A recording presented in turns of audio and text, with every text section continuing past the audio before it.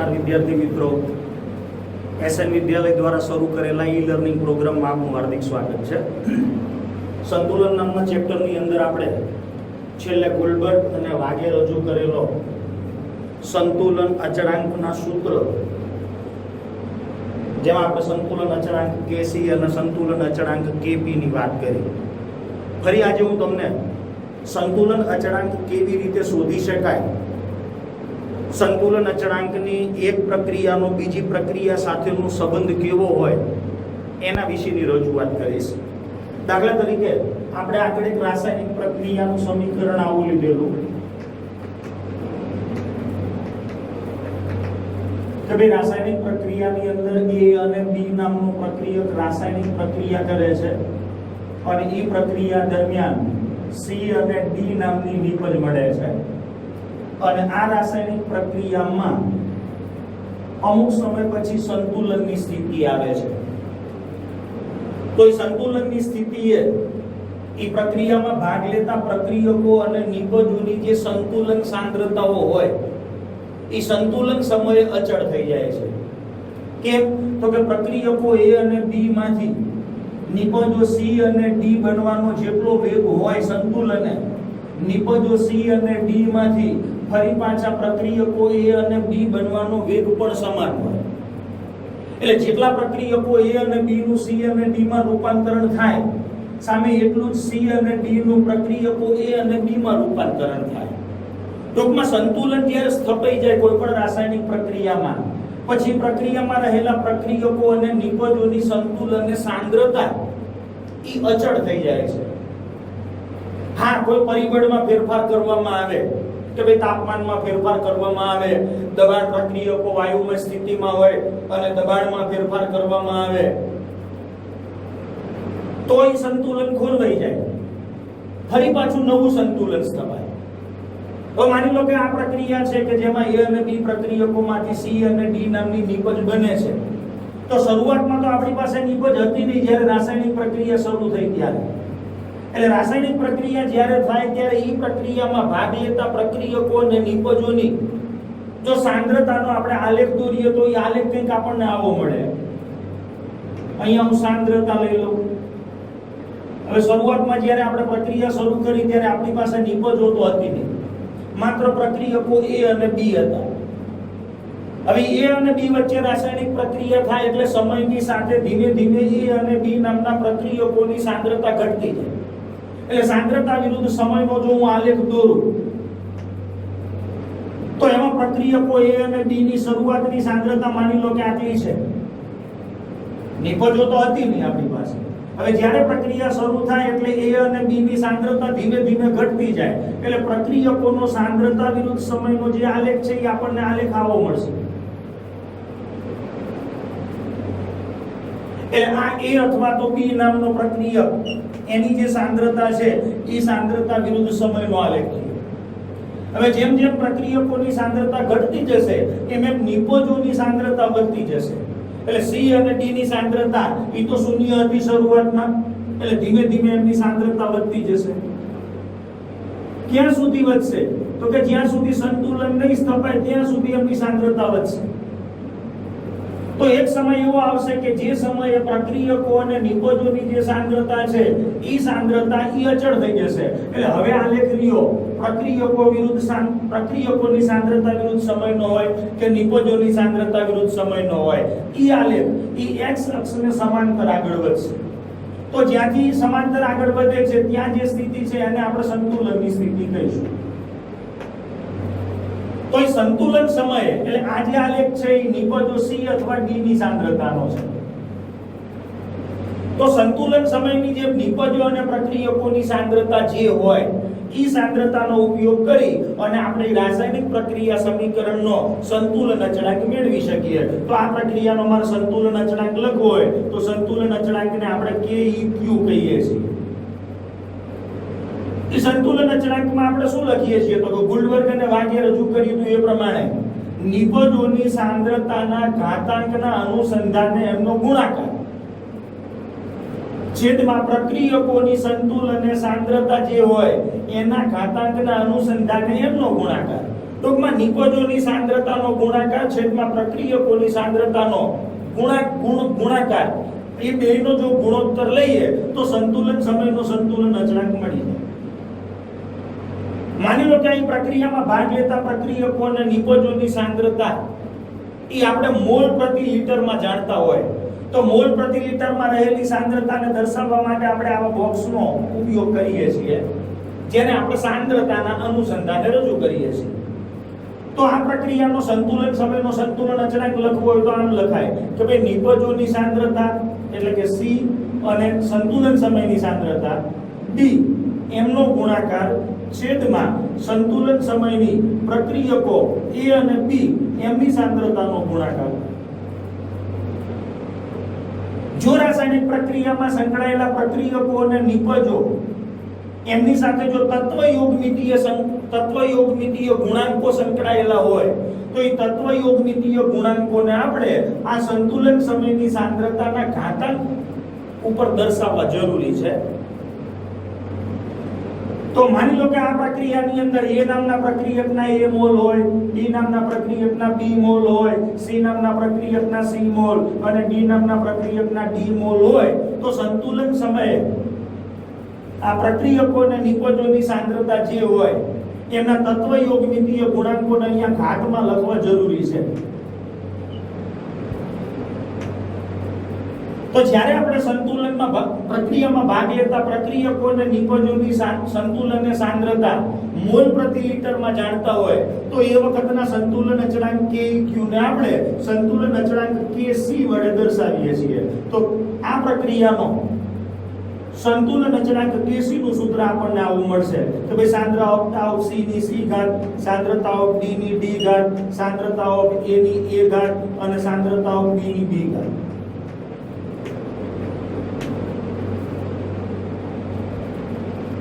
જો પ્રક્રિયામાં સંકળાયેલા પ્રક્રિયકો અને નિપજો ઘન, પ્રવાહી કે વાયુ સ્વરૂપમાં હોય તો એમની જે સાંદ્રતા છે સંતુલનની એના ઉપરથી એમનો સંતુલન અચળાંક KC નું સૂત્ર આપણે મેળવી શકીએ. જો પ્રક્રિયકો વાયુ સ્વરૂપમાં હોય તો પણ આપણે એનો સંતુલન અચળાંક KC પણ એ વખતે આપણે એમની સાંદ્રતા મોલ પ્રતિ લિટરમાં જાણતા હોય. પણ જો એ જ પ્રક્રિયકો વાયુ સ્વરૂપમાં હોય અથવા પ્રક્રિયામાં સંકળાયેલો કોઈ પણ એક પ્રક્રિયક વાયુ અવસ્થામાં હોય તો આપણે એનો સંતુલન અચળાંક KC તો ગણી શકીએ પણ સાથે સાથે આપણે એનો સંતુલન અચળાંક KP પણ ગણી શકીએ. તો સંતુલન અચળાંક KP જ્યારે ગણીએ ત્યારે એ સંતુલન અચળાંકની અંદર પ્રક્રિયામાં ભાગ લેતા પ્રક્રિયકો કે નિપજોની સંતુલન સમયની સાંદ્રતા જેને આપણે એના આંશિક દબાણની અંદર દર્શાવીએ છીએ. તો સાંદ્રતા મોલ પ્રતિ લિટરમાં આપેલી હોય તો સંતુલન અચળાંક KC મળે અને જો એ જ પ્રક્રિયામાં સંકળાયેલા પ્રક્રિયકો કે નિપજો વાયુ અવસ્થામાં હોય તો એમની સંતુલન સાંદ્રતા એના આંશિક દબાણમાં દર્શાવવામાં આવે અને આંશિક દબાણ ઉપરથી એનો સંતુલન સમયનો સંતુલન અચળાંક KP આપણને મળી જાય. તો આવી પ્રક્રિયાઓના KC અને KP ના સંબંધની પણ આપણે વાત કરીશું. હવે માની લો કે આપણી પાસે બીજી કોઈ એક રાસાયણિક પ્રક્રિયા આવે છે કે ભાઈ નાઇટ્રોજન અને હાઇડ્રોજન વચ્ચે રાસાયણિક પ્રક્રિયા થઈ અને એની અંદરથી એમોનિયા બને છે.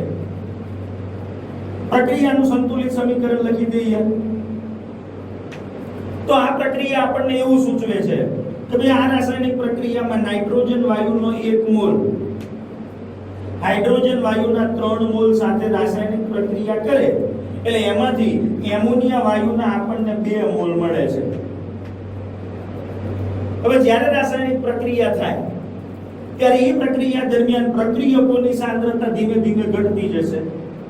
હવે નાઇટ્રોજનની સાંદ્રતા જેટલી ઘટશે કારણ કે એનો 1 મોલ છે જ્યારે હાઇડ્રોજનના 3 મોલ છે એટલે નાઇટ્રોજનની જેટલી સાંદ્રતા ઘટશે એની સરખામણીમાં હાઇડ્રોજનની સાંદ્રતા 3 ગણી ઘટશે કારણ કે એના 3 મોલ છે.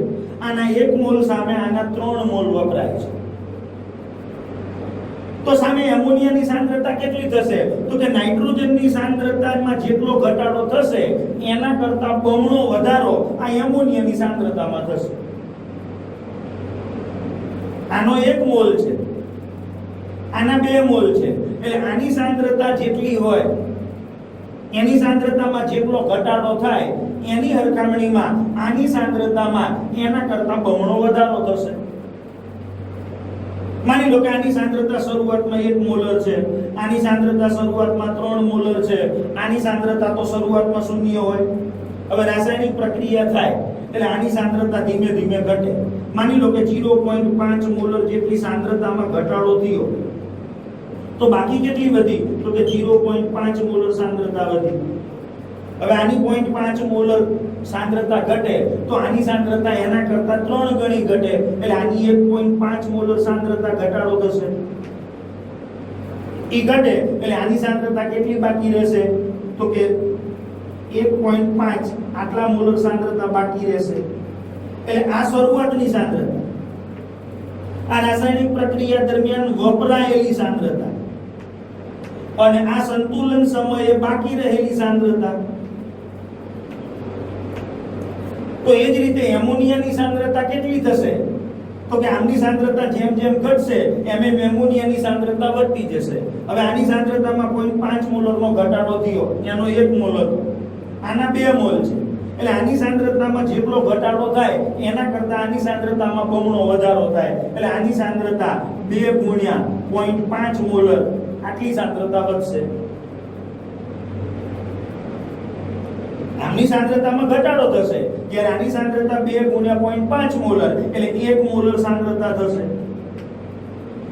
તો આ જે સંતુલન સમયની સાંદ્રતા છે, એ સંતુલન સમયની સાંદ્રતાનો ઉપયોગ કરી અને આપણે એનો સંતુલન અચળાંક ગણી શકીએ.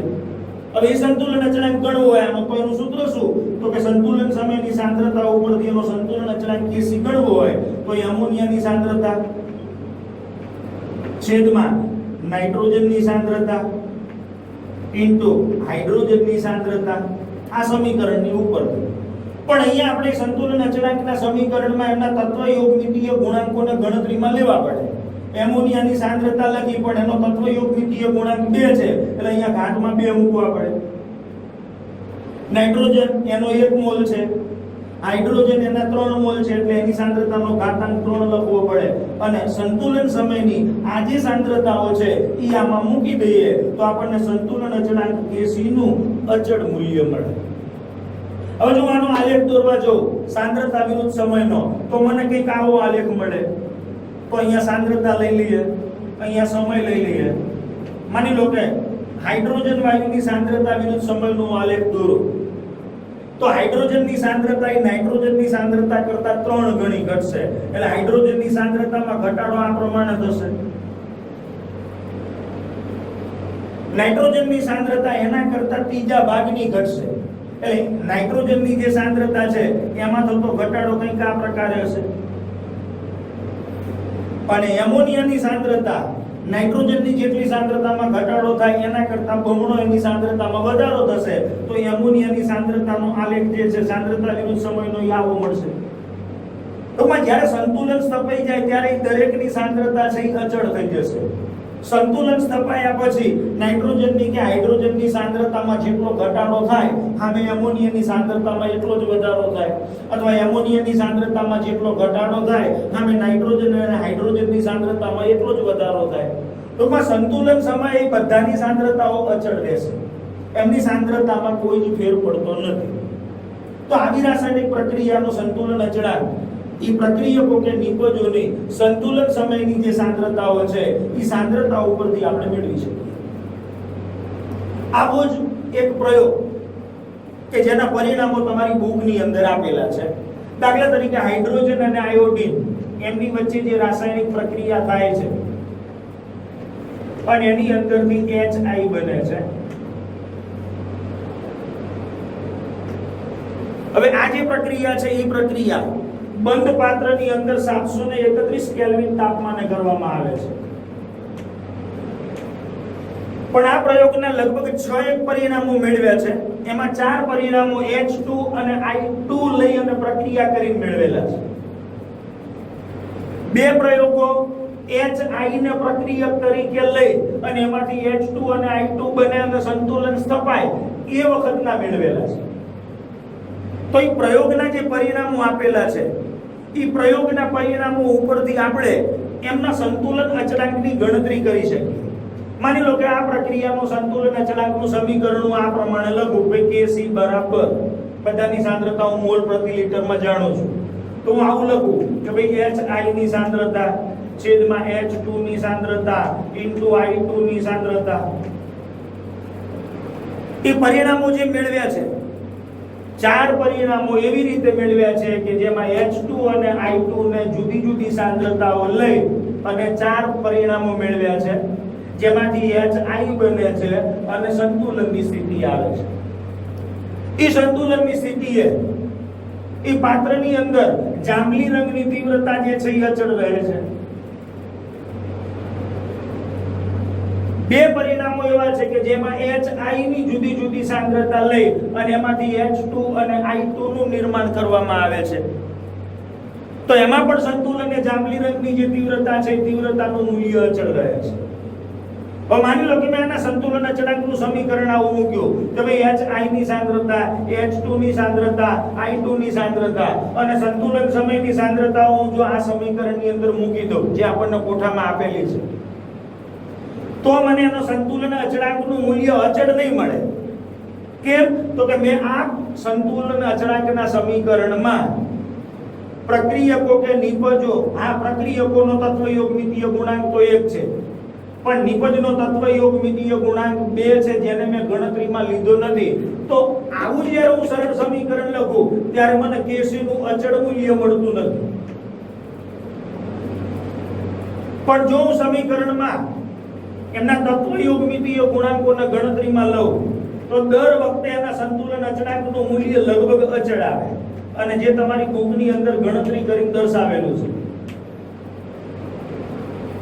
તો જ્યારે H2 અને I2 લઈને આપણે પ્રક્રિયા કરીએ તો જેટલા HI ના મોલ વપરાશે એટલા જ I2 ના મોલ વપરાશે, કારણ કે બેયના મોલ સમાન છે, 1 મોલ 1 મોલ. સંતુલનની સ્થિતિએ HI ના જેટલા H2 ના જેટલા મોલ વપરાશે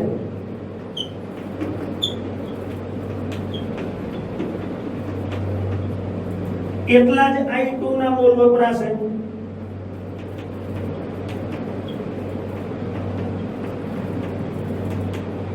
પણ HI ના મોલ એના કરતા બમણા બનશે, એટલે મારે એને 2 વડે ભાગવા પડે.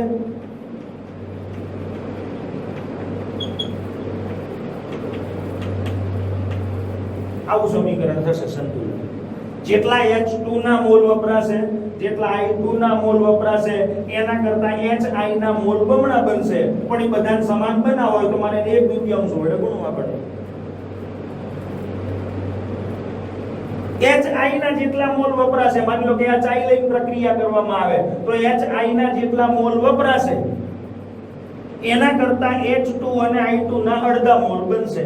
ટૂંકમાં H2 અને I2 ની સાંદ્રતા સંતુલન એ તો અચળ જ રહેશે, કારણ કે 2 મોલ HI માંથી 1 મોલ H2 બને છે, 1 મોલ I2 બને છે. તો જેટલો HI વપરાશે એના કરતા અડધા H2 ના મોલ બનશે. માની લો કે H2 HI આ લઈ અને પ્રક્રિયા કરવામાં આવે. હવે શરૂઆતમાં આના 2 મોલ છે, આના તો 0 હોય.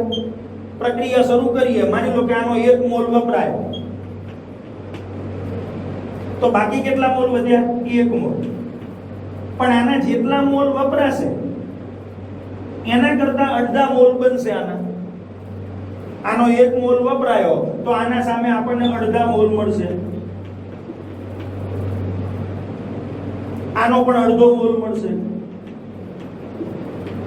કારણ કે આના કરતા સંતુલિત સમીકરણમાં આના મોલની સંખ્યા અડધી છે, તો આ જેટલો વપરાય એનાથી અડધો બને.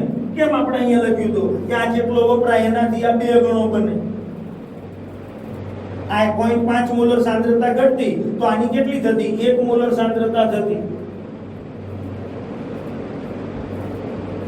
તો HI લઈને પ્રયોગના પરિણામો મેળવવામાં આવે તો એની અંદર મળતી H2 અને I2 ની જે સાંદ્રતાઓ છે સંતુલન એ તો સમાન જ રહેશે, કારણ કે એમના તો એક જ મોલ છે. તો આવો એક પ્રયોગ તમારી બુકની અંદર જુદા જુદા પરિણામ સ્વરૂપે આપેલો છે, પણ એ પ્રયોગ આપણને એવું કહેવા માંગે છે કે કોઈ પણ રાસાયણિક પ્રક્રિયા સમીકરણ આપેલું હોય, એ રાસાયણિક પ્રક્રિયા સમીકરણની અંદર ભાગ લેતા પ્રક્રિયકો અને નિપજો એમની જો સંતુલન સમયની સાંદ્રતા આપણે મોલ પ્રતિ લિટરમાં જાણતા હોય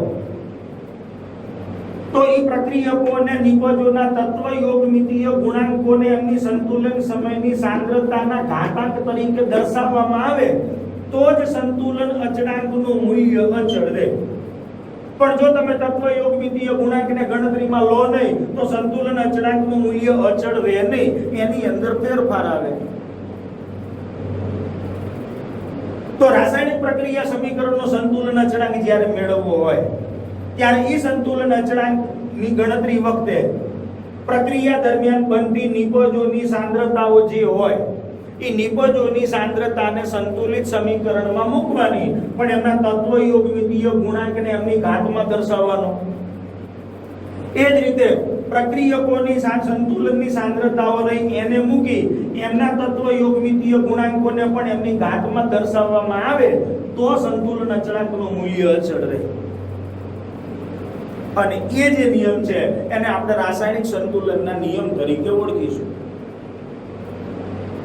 એ જ રીતે માની લો કે કોઈ પ્રક્રિયા આવી આપેલી છે કે ભાઈ એમોનિયા અને ઓક્સિજન વચ્ચે રાસાયણિક પ્રક્રિયા થાય તો એની અંદરથી સંતુલન સમયે NO નાઇટ્રિક ઓક્સાઇડ અને પાણી બને છે. હવે આ પ્રક્રિયા સમીકરણનું સંતુલન કરીએ આપણે. અહીંયા 4 મૂકી દઈએ, હાઇડ્રોજન 5 છે અહીંયા 6 મૂકી દઈએ, 10 થી અહીંયા 5 મૂકી દઈએ. આ પ્રક્રિયા સમીકરણની અંદર જો આપણે આ બધા જ પ્રક્રિયકો અને નિપજોની સંતુલન સમયની સાંદ્રતા જાણતા હોય, એમની સંતુલન સમયની જો સાંદ્રતા આપણે જાણતા હોય તો એ સંતુલન સાંદ્રતા ઉપરથી આપણે સંતુલન અચળાંકનું મૂલ્ય મેળવી શકીએ. હવે આનો માં સંતુલન અચળાંક લખવો હોય તો કેવી રીતે લખી શકાય? તો કે એ સંતુલન અચળાંકને લખતી વખતે આપણે આ પ્રમાણે લખીશું.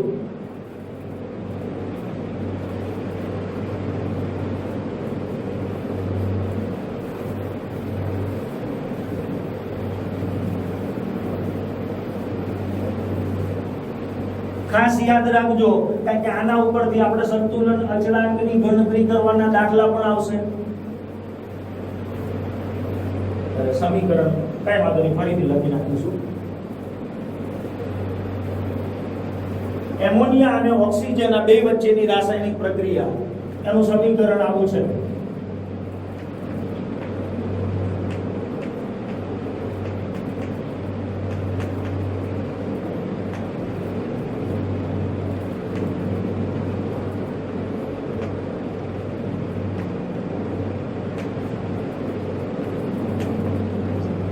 હવે આ પ્રક્રિયા સમીકરણમાં ભાગ લેતા પ્રક્રિયકો અને નિપજો મેં તમને આગળ પણ કીધું કે જો પ્રક્રિયામાં સંકળાયેલા ઘટકો ઘન, પ્રવાહી કે વાયુ સ્વરૂપમાં હોય તો એમની સંતુલન સાંદ્રતા મોલ પ્રતિ લિટર ઉપરથી આપણે એમનો સંતુલન અચળાંક ગણી શકીએ. તો આનો સંતુલન અચળાંક Kc ગણવો હોય તો નિપજોની સાંદ્રતા પણ એના સંતુલન અચળાંકને આની ઘાતમાં લખવો પડે. H2O ની સાંદ્રતા એના સંતુલન એની તત્વયોગમિતીય ગુણાંકને એની ઘાતમાં લખવો પડે. એ જ રીતે એમોનિયાની સાંદ્રતા એનો તત્વયોગમિતીય ગુણાંક 4 અને ઓક્સિજનની સાંદ્રતા એનો તત્વયોગમિતીય ગુણાંક 5. તો આ પ્રમાણે સંતુલન સમયની નિપજો અને પ્રક્રિયકોની જે સાંદ્રતાઓ હોય એ સાંદ્રતાના અનુસંધાને એમના તત્વયોગમિતીય ગુણાંકોને ઘાતમાં લખી અને આપણે આ પ્રમાણે એ પ્રક્રિયા સમીકરણનો સંતુલન સમયનો સંતુલન અચળાંક મેળવી શકીએ.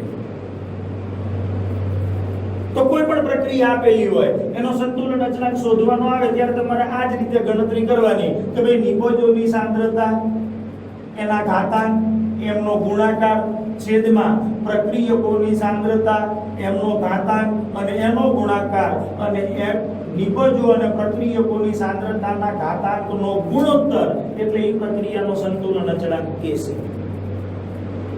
પણ મેં કીધું પ્રમાણે Kc ત્યારે ગણવામાં આવે જ્યારે આપણે એ પ્રક્રિયામાં સંકળાયેલા પ્રક્રિયકો કે નિપજોની સાંદ્રતા મોલ પ્રતિ લીટરમાં જાણતા હોય તો એ સાંદ્રતા મોલ પ્રતિ લીટરમાં આની અંદર મૂકી અને સંતુલન સમયનો સંતુલન અચળાંક આપણે મેળવી શકીએ. આમાં બે કોયડા પણ આપણી બુકની અંદર આપેલા છે જેની ગણતરી આપણે પછી કરીશું. પણ એ પહેલા આપણે એવી રાસાયણિક પ્રક્રિયાની વાત કરીએ કે જે રાસાયણિક પ્રક્રિયામાં સંતુલન સ્થપાયેલું છે અને એ સંતુલન સ્થપાયેલું હોય એ વખતે પુરોગામી જે પ્રક્રિયા હોય એનો સંતુલન અચળાંક, પ્રતિગામી પ્રક્રિયા હોય એનો સંતુલન અચળાંક અને આ બે વચ્ચેનો સંબંધ. કોઈ પણ રાસાયણિક પ્રક્રિયામાં સંકળાયેલી પુરોગામી અને પ્રતિગામી પ્રક્રિયાના સંતુલન અચળાંક આ બંને વચ્ચેનો સંબંધ. માની લો કે આપણી પાસે આવી પ્રક્રિયા છે કે H2 અને I2 આ બંને વચ્ચે પ્રક્રિયા થઈ અને એમાંથી HI બને છે. તો પ્રક્રિયકોમાંથી નિપજ બનવાની પ્રક્રિયા જેને આપણે પુરોગામી પ્રક્રિયા કહીએ છીએ. નિપજોમાંથી પ્રક્રિયકો પાછા બનવાની પ્રક્રિયા જેને આપણે પ્રતિગામી પ્રક્રિયા કહીએ છીએ. તો આ પ્રક્રિયા સમીકરણમાં પુરોગામી પ્રક્રિયાનું સંતુલન અચળાંક લખવું હોય મારે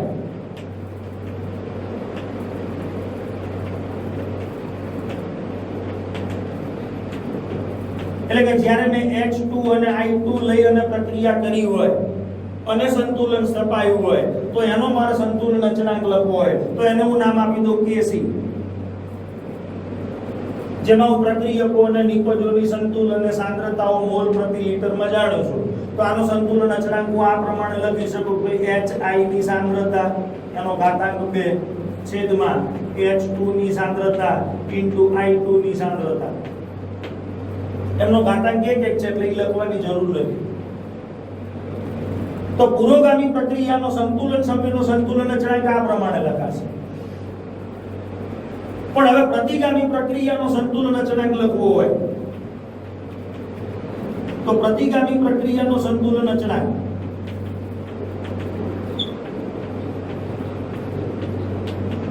પ્રતિગામી પ્રક્રિયા એટલે હવે આપણા માટે પ્રક્રિયકો આ થયા, આ નિપજો થઈ, તો એનો સંતુલન અચળાંક એને હું નામ આપી દઉં K'. તો K' બરાબર શું લખાય તો કે HI માંથી H2 ના I2 બને છે એટલે H2 ની સાંદ્રતા ઇન્ટુ I2 ની સાંદ્રતા છેદમાં HI ની સાંદ્રતા અને એની 2 ઘાત, કારણ કે એનો તત્વયોગમિતીય ગુણાંક 2 છે.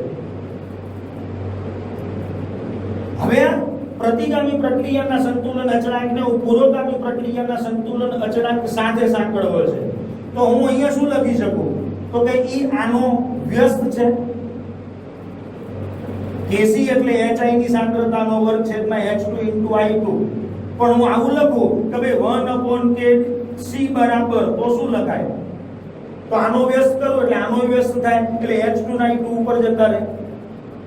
તો આના બરાબર હું આવું લખી શકું ને તો અહીંયા શું લખાય તો કે 1/Kc. તો પ્રતિગામી પ્રક્રિયાનો સંતુલન અચળાંક K' છે, પુરોગામી પ્રક્રિયાનો સંતુલન સમયનો સંતુલન અચળાંક Kc છે. એનો અર્થ એવો થયો કે ભાઈ કોઈ પણ રાસાયણિક પ્રક્રિયા હોય એમાં રહેલી પુરોગામી અને પ્રતિગામી પ્રક્રિયાનો સંતુલન અચળાંક જે બંને એકબીજાના વ્યસ્ત હોય છે. પુરોગામી પ્રક્રિયાનો સંતુલન અચળાંક Kc હોય, પ્રતિગામી પ્રક્રિયાનો સંતુલન અચળાંક K' હોય તો K' એ પુરોગામી પ્રક્રિયાના સંતુલન અચળાંકનો વ્યસ્ત હોય.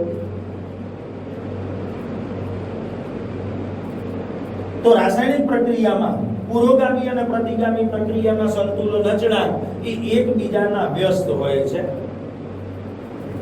હવે જે આપણે વાત કરવી છે એની અંદર આપણે રાસાયણિક પ્રક્રિયાના તત્વયોગમિતીય ગુણાંકો બદલી નાખીએ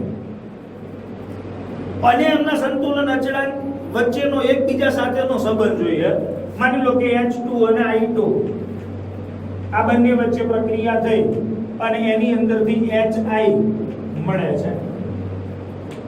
તો આ પ્રક્રિયાનો સંતુલન અચળાંક એને આપણે આમ લખીશું કે ભાઈ Kc બરાબર HI ની સાંદ્રતા એની 2 ઘાત છેદમાં H2 ની સાંદ્રતા ઇન્ટુ I2 ની સાંદ્રતા. હવે આ પ્રક્રિયાના સંતુલન અચળાંકનો સંબંધ આપણે એમના તત્વયોગમિતીય ગુણાંકો બદલી અને પછી એની સાથે મેળવવો છે.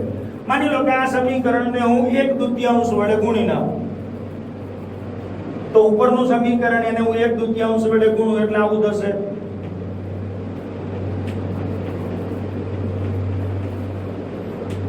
એમાંથી બનશે શું? તો કે HI નો 1 મોલ, કારણ કે 2 છે ને 1/2 વડે ગુણો એટલે આનો 1 મોલ થઈ જાય. તો હવે આ પ્રક્રિયાના સંતુલન અચળાંકને હું નામ આપી દઉં K'. તો એનો સંતુલન સમયનો સંતુલન અચળાંક આ પ્રમાણે લખાય કે ભાઈ HI ની સાંદ્રતા છેદમાં H2 ની સાંદ્રતા પણ એનો તત્વયોગમિતીય ગુણાંક 1/2, I2 ની સાંદ્રતા એનો તત્વયોગમિતીય ગુણાંક એ પણ 1/2. અને હવે આ અને આ પ્રક્રિયાના સંતુલન અચળાંક સાથેનો સંબંધ મેળવીએ તો K' બરાબર હું આવું લખી શકું કે ભાઈ HI ની સાંદ્રતા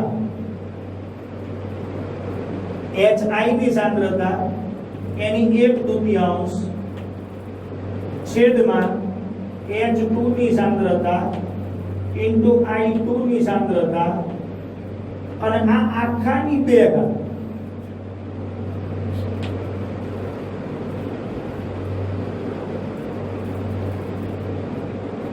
અથવા અહીંયા 2 મૂકી દઈએ આપણે અને અહીંયા 1/2 મૂકી દઈએ, આવું થશે. એટલે આ સમીકરણ આવી ગયું ને HI ની 2 ઘાત એની 1/2 એટલે HI થઈ ગયો, H2 ની 1/2, I2 ની 1/2. હવે આ જે સાંદ્રતાઓ છે ઈ તો પહેલી જે પ્રક્રિયા તો એનો સંતુલન અચળાંક જ છે ને, HI નો વર્ગ, H2 ની સાંદ્રતા, I2 ની સાંદ્રતા. તો ત્યાં હું જે પહેલી પ્રક્રિયા હતી H2 અને I2 માંથી 2 મોલ HI બને એનો સંતુલન અચળાંક લખી દો તો હું આવું લખી શકું કે ભાઈ Kc ની 1/2.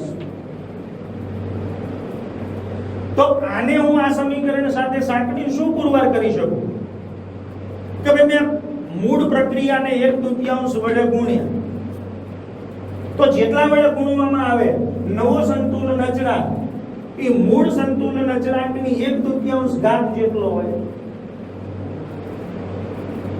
માની લો કે મૂળ પ્રક્રિયા સમીકરણને હું 2 વડે ગુણી નાખું તો સમીકરણ આવું થાય તો ભાઈ 2H2 + 2I2 એમાંથી બનશે 4HI, કારણ કે 2 મોલ તો હતા જ. હવે આનો સંતુલન સમયનો સંતુલન અચળાંક એમના તત્વયોગમિતીય ગુણાંકને આધાર લખી એને નામ આપી દઈએ K'. તો એને શું લખાય તો કે HI ની સાંદ્રતા એની 4 ઘાત, H2 એની સાંદ્રતા એની 2 ઘાત, I2 ની સાંદ્રતા એની 2 ઘાત.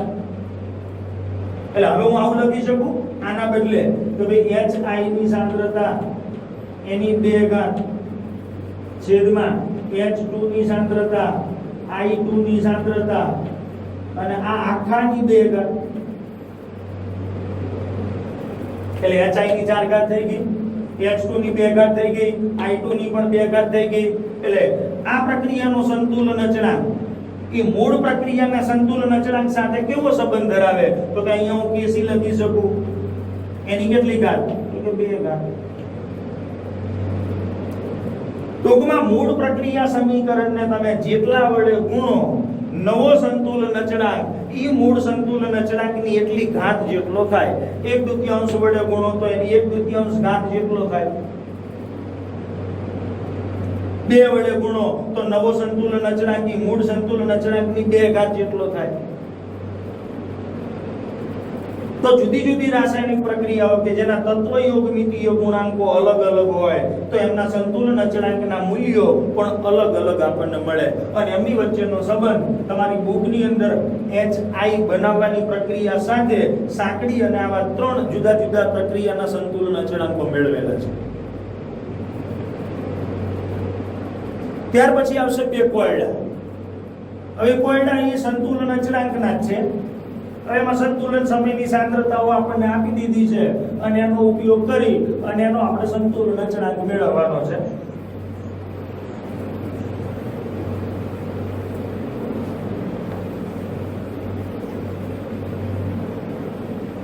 ટૂંકમાં રાસાયણિક પ્રક્રિયાના સંતુલિત સમીકરણમાં સંતુલન સમયની સાંદ્રતાઓને આપણે એના સંતુલન અચળાંકમાં મૂકીએ ત્યારે એમના તત્વયોગમિતીય ગુણાંકોને ગણતરીમાં લેવા જ પડે અને તો જ સંતુલન અચળાંકનું મૂલ્ય આપણને અચળ મળે, નહીંતર નહીં.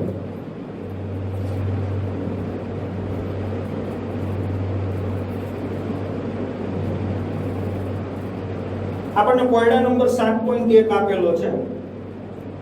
એમાં કીધું છે કે ભાઈ 500 કેલ્વિન તાપમાને N2 અને H2 માંથી NH3 બને છે. આ સમીકરણને આપણે સંતુલિત કરી દઈએ, જેમાં સંતુલનની સાંદ્રતાઓ આપી છે. એટલે સંતુલનની સાંદ્રતા, સીધી સંતુલનની સાંદ્રતા જો ન આપેલી હોય તો આપણે ગણવી પડે. તો અહીંયા તો આપણને સંતુલને બધાની સાંદ્રતા આપી દીધી છે. તો ભાઈ સંતુલનની સાંદ્રતા, તો કે નાઇટ્રોજન વાયુની સાંદ્રતા કેટલી છે? તો કે 1.5 ગુણ્યા 10⁻2 મોલર. H2 ની સાંદ્રતા કેટલી છે? તો કે 3 ગુણ્યા 10⁻2 મોલર. અને સંતુલને એમોનિયાની સાંદ્રતા કેટલી છે? તો કે 1.2 ગુણ્યા 10⁻2 મોલર. તો બધાની સંતુલનની સાંદ્રતાઓ આપણને આપેલી છે. પણ એ સંતુલનની સાંદ્રતા ઉપરથી આપણેનો સંતુલન અચળાંક ગણવો છે. તો સંતુલન અચળાંકનું સૂત્ર Kc બરાબર, કારણ કે સાંદ્રતાઓ મોલ પ્રતિ લિટરમાં છે, તો નિપજોની સાંદ્રતા એટલે એમોનિયાની સાંદ્રતા, એનો તત્વયોગમિતીય ગુણાંક 2, H2 ની અને N2 ની સાંદ્રતા, H2 ની સાંદ્રતા, એનો તત્વયોગમિતીય ગુણાંક 3. તો એમોનિયાની સાંદ્રતા 1.2 ગુણ્યા 10⁻2 એની 2 ઘાત. N2 ની સાંદ્રતા 1.5 ગુણ્યા 10⁻2, H2 ની સાંદ્રતા 3 ગુણ્યા 10⁻2 પણ એની 3 ઘાત. એટલે 1.2 ગુણ્યા 1.2 અને અહીંયા થશે 10⁻4 છેદમાં 1.5 ગુણ્યા 10⁻2. અહીંયા 3 તરી 9 તરી 27 ગુણ્યા 10⁻6. તો આ 6 ને 2 8 થશે, 4 4 જાય એટલે 10⁻4 નીચે વધશે, ઈ ઉપર જાય એટલે 10⁻4. અને બાકીની જે સંખ્યાઓ છે એનો આપણે ગુણાકાર ભાગાકાર કરી નાખીએ. 12 ગુણ્યા 12 144. તો ઈ થશે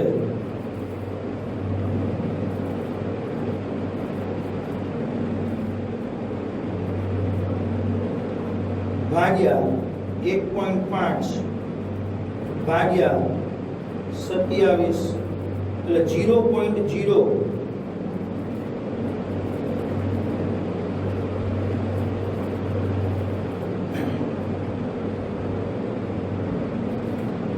ફરીથી 1.2 ગુણ્યા 1.2 બરાબર 1.44 ભાગ્યા 1.5 0.96 ભાગ્યા 27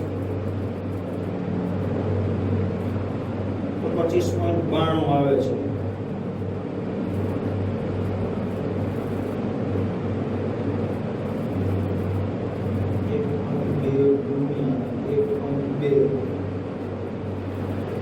ભાગ્યા 1.5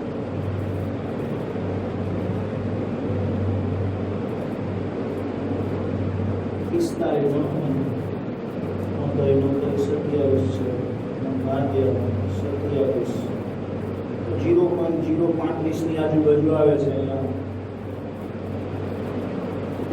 જવાબ ખોટો હોય છે, તમે કેલ્ક્યુલેશન કરી લેજો. તમારી ટેક્સ્ટબુક પ્રમાણે ટેક્સ્ટબુકમાં જવાબ આપેલો છે 0.106 ગુણ્યા 10⁻4. હવે એક પોઈન્ટ આપણે જમણી બાજુ ઘસી જઈએ એટલે 10⁻3 થઈ જશે. આ બાજુ ઘસીએ તો છેદમાં 10 મૂકીએ એટલે એક ઘાત વધારવી પડે. જમણી બાજુ ઘસીએ તો 1.06 ગુણ્યા 10⁻3. તો આનો સંતુલન અચળાંક આટલો આવશે. એ જ રીતે બીજો એક કોયડો આપેલો છે, એની અંદર પણ સંતુલન સમયની સાંદ્રતાઓ ઈ આપણને આપી દીધી છે.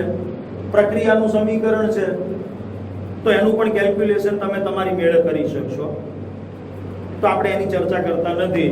એ દાખલો પણ ટૂંકમાં સંતુલન સમયની સાંદ્રતાઓ મૂકવાની અને એ પ્રક્રિયા સમીકરણના તત્વ યોગમિતીય ગુણાંકોને તમારે ગણતરીમાં લેવાના.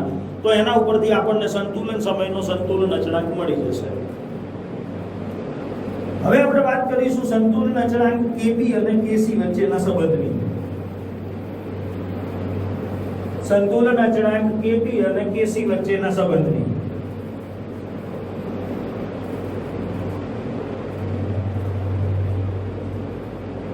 Kb અને Kc વચ્ચેનો સંબંધ.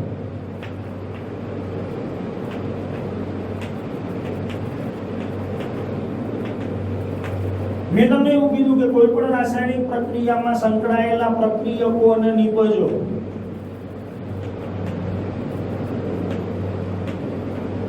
જો ઘન, પ્રવાહી કે વાયુ સ્વરૂપે હોય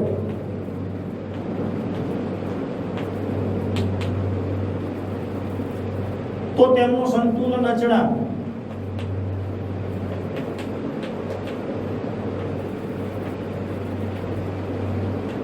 Kc ગણી શકાય.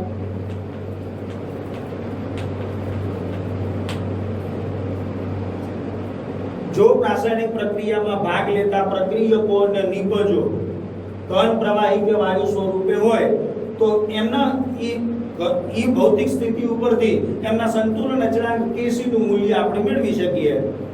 પણ Kc એટલે મેં કીધું એ પ્રમાણે સંતુલન સમયની આ બધાની સાંદ્રતા આપણે મોલ પ્રતિ લિટરમાં જાણતા હોવા જોઈએ. પણ જો પ્રક્રિયામાં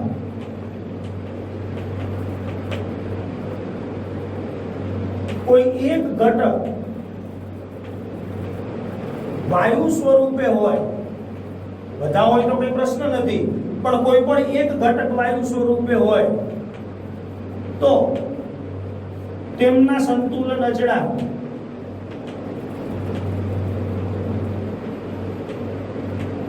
Kc અને Kp બંને ગણી શકાય.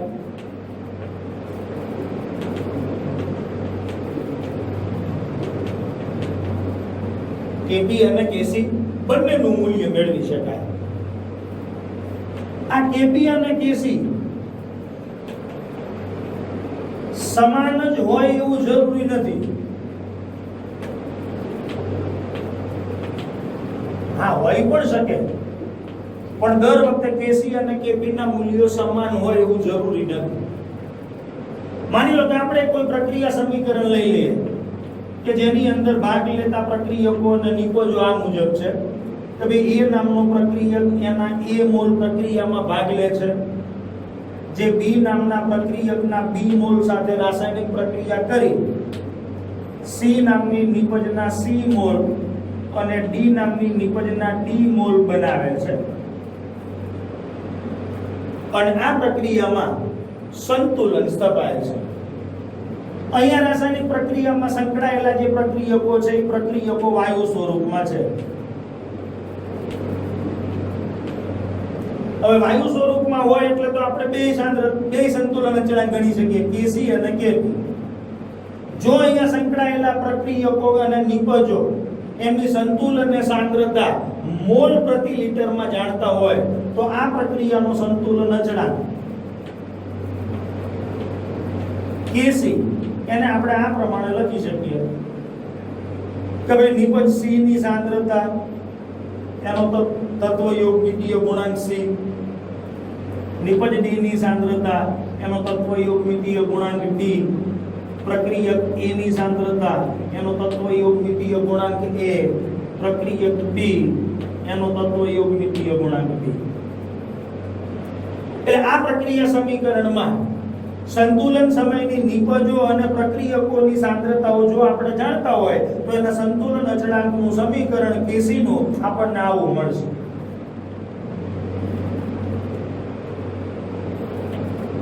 જો પ્રક્રિયામાં સંકળાયેલા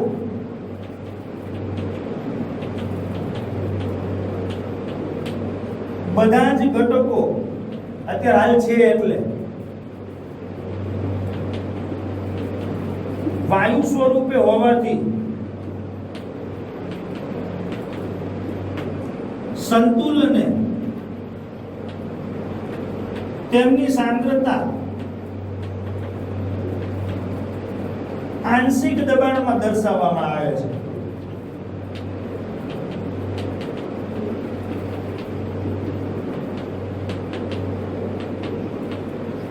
જો પ્રક્રિયામાં ભાગ લેતા પ્રક્રિયકો અને નિપજો બધા જ વાયુ સ્વરૂપમાં હોય અને સંતુલન સમયે ઈ પ્રક્રિયામાં ભાગ લેતા પ્રક્રિયકો અને નિપજો એક ઘટક હશે તોય ચાલશે, એનું પણ આપણે સમીકરણ મેળવીશું.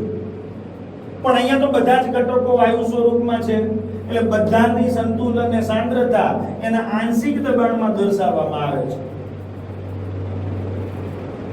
આ બધા જ વાયુ ઈ આદર્શ વાયુ છે. બધા જ વાયુ આદર્શ વાયુ તરીકે વર્તે છે.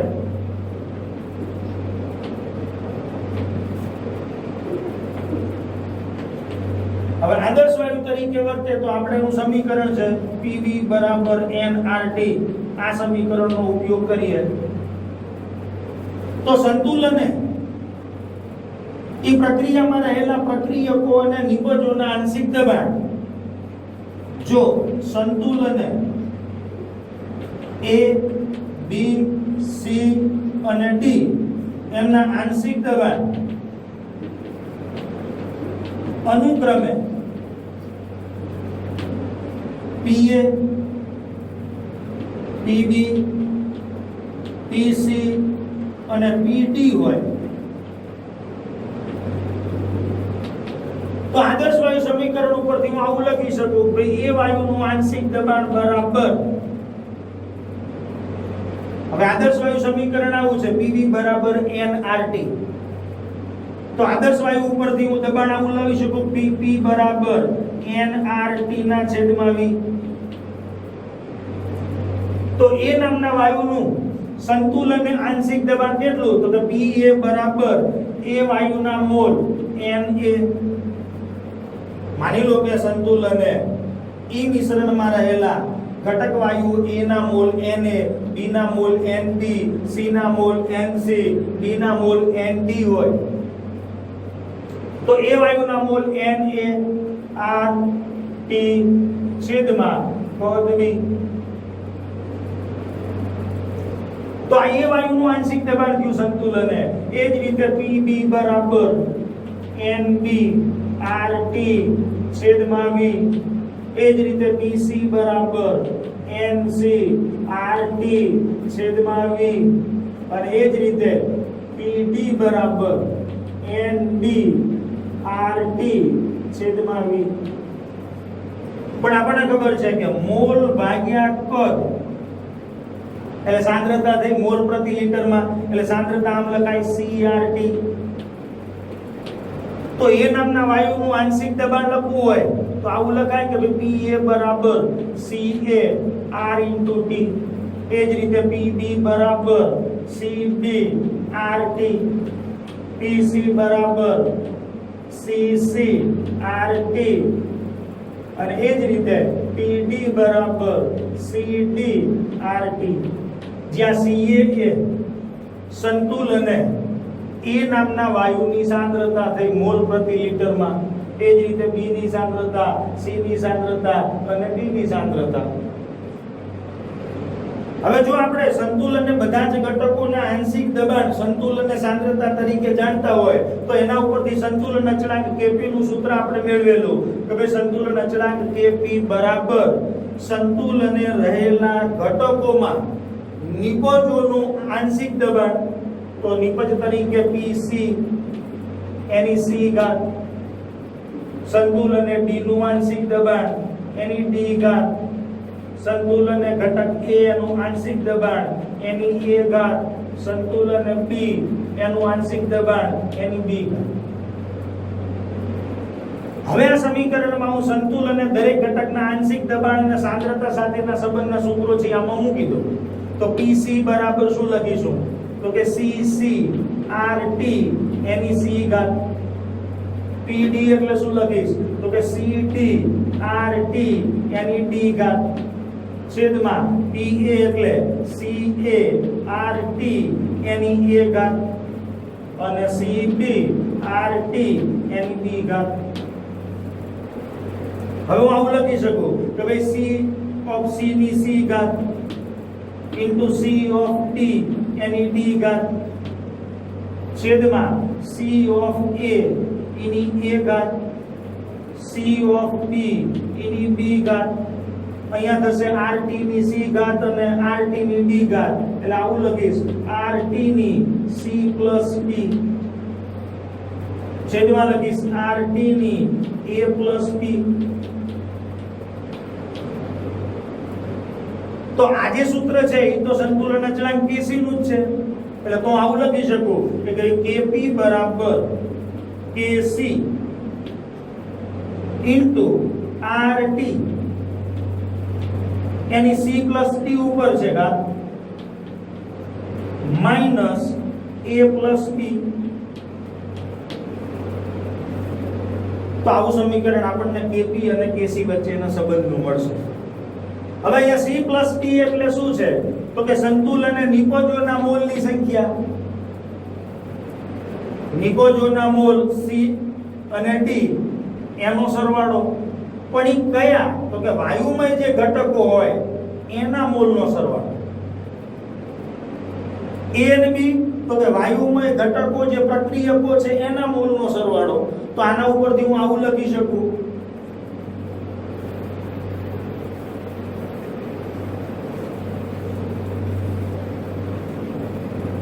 તો કે kp બરાબર kc rt any c plus d minus a plus b. જ્યાં c plus d એટલે નિપજોના કુલ વાયુમય મોલ માઈનસ પ્રક્રિયકોના કુલ વાયુમય મોલ. તો પ્રક્રિયામાં સંકળાયેલી નિપજો જે વાયુ સ્વરૂપમાં છે નિપજોના કુલ વાયુમય મોલનો સરવાળો એમાંથી પ્રક્રિયકોના વાયુમય મોલનો સરવાળો બાદ કરીશું જેને આપણે ડેલ્ટા n ગેસિયસ કહીશું. તો પ્રક્રિયામાં સંકળાયેલા પ્રક્રિયકો અને નિપજો એના વાયુમય મોલ એટલે જે ઘટકો વાયુ સ્વરૂપમાં હોય એના મોલને જ ગણતરીમાં લેવાના. એટલે તો મને સમીકરણ આવું મળશે કે ભાઈ kc rt raised to delta n gaseous. જ્યાં ડેલ્ટા n ગેસિયસ એટલે નિપજો વાયુરૂપ નિપજોના કુલ મોલ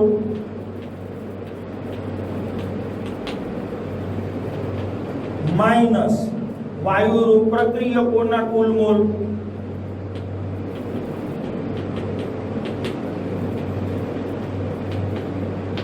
પણ એ જે મળે આપણે એને ડેલ્ટા n ગેસિયસ કહીશું. હવે આપણે kp અને kc વચ્ચેનો સંબંધ જોવો છે કે ભાઈ kp અને kc ક્યારે સમાન હોય.